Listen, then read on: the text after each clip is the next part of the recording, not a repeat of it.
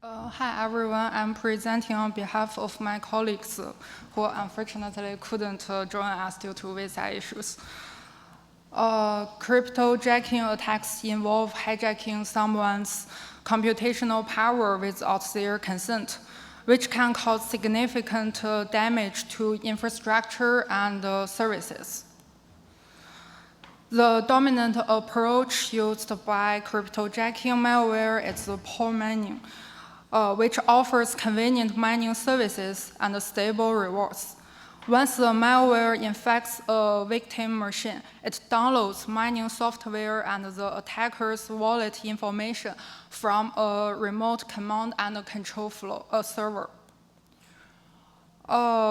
Once the necessary setup is complete, the malware begins mining on the victim machine, which must maintain a continuous network connection with the mining pool server throughout the mining process.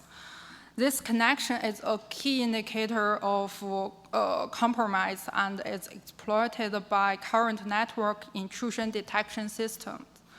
Note that the mining pool server connects to the blockchain network on behalf of miners and sends the mining profits to the attacker's wallet. Several stealthy behaviors in pool mining make network detection more difficult. First, nearly half of mining pools use TLS encryption, which makes deep packet inspection ineffective. Second, almost half of mining pool domain expires within 10 days. If a firewall blocks a mining pool server, the attacker can simply switch to a backup address and continue mining. Since typical network defenses can be easily bypassed, researchers are now seeking more robust network features. Here is an example of the Starchroom protocol used by most mining pools. The miner initially registers its identity and provides a wallet address to receive rewards. The pool server then sends a puzzle-solving job for the miner to calculate using its local resources. Once the miner returns the solution, the pool sends a confirmation message and a new job. This process creates identifiable traffic features.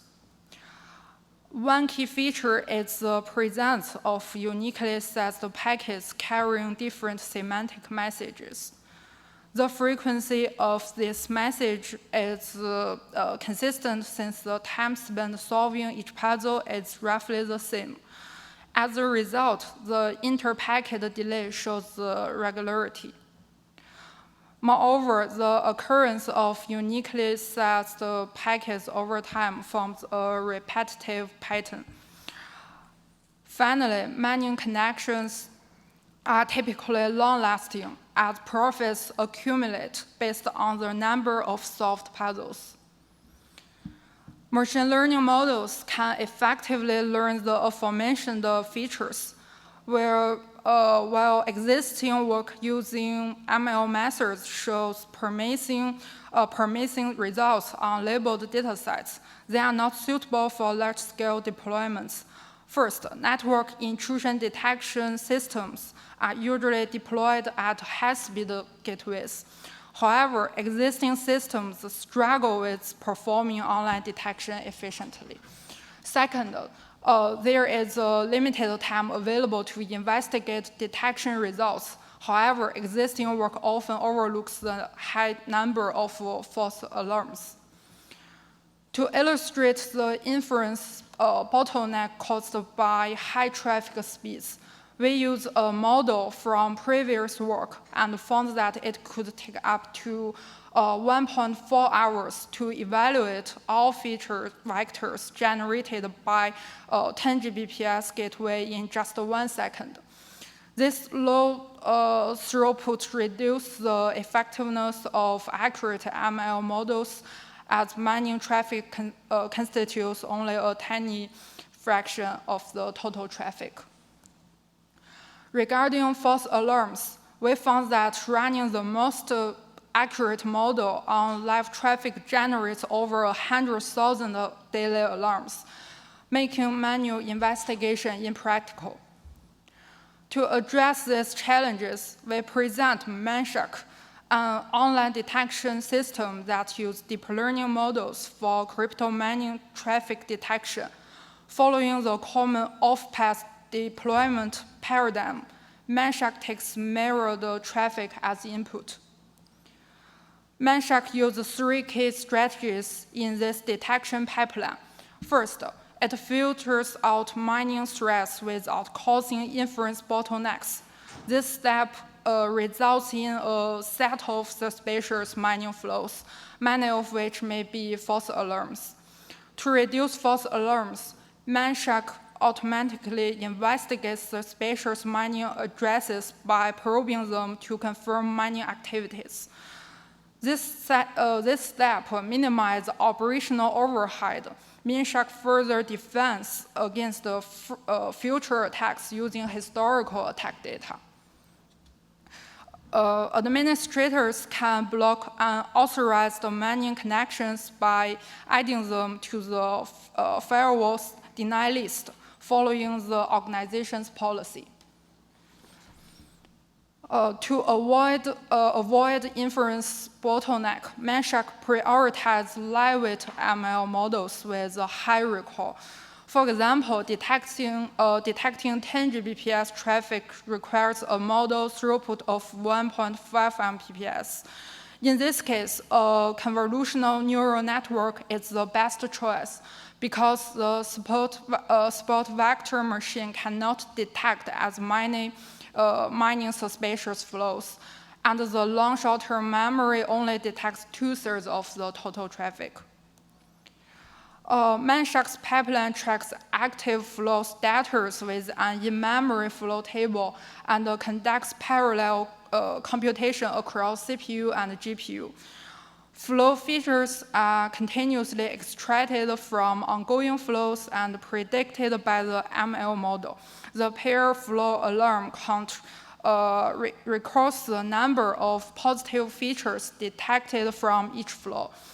Flows with a non-zero alarm count are flagged as suspicious and passed to the next stage. MineShark uses a correlation graph to group suspicious flow by destination address over time. This helps identify long-term visiting patterns. Many false alarms arise from temporary connection behaviors, which is why we refine suspicious flows with only one alarm count as harmless. For example, a website may have only one page that exhibits mining patterns, but the traffic proportion is minimal. In contrast, suspicious flows to a manual address tend to be more frequent.